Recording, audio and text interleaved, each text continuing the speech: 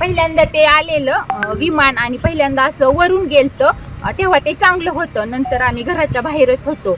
आम्ही गुरांना खायलाही टाकलं आणि घरानंतर आलो तर आम्ही बाहेर होतो आणि ते विमान गेलेलं असं खालून आलेलं आणि खालून असं ते खालून आलं आणि ते बरोबर वरती जायचं ते असं खाली त्याला अटॅक झालं. ते बरोबर म्हणजे 8:45 तेव्हा वाजलेल्या आणि त्याचा म्हणजे आम्ही पाहिलं पण एवढा मोठा त्याचा असा स्फोट झाला ना ते आमच्या घरापर्यंत आला.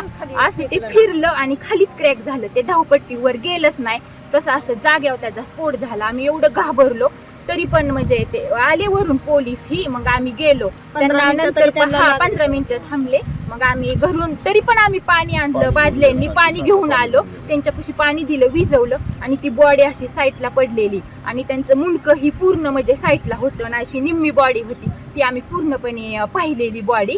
आणि नंतर ते म्हणले कापड वगैरे, मग आम्ही ब्लँकेट ही सगळं गुंडाळायला दिली आणि तसं झाल्यानंतर 15-20 मिनिटांनी मग ते गाडी आली आणि ते बॉडी अशी गुंडळून नेली.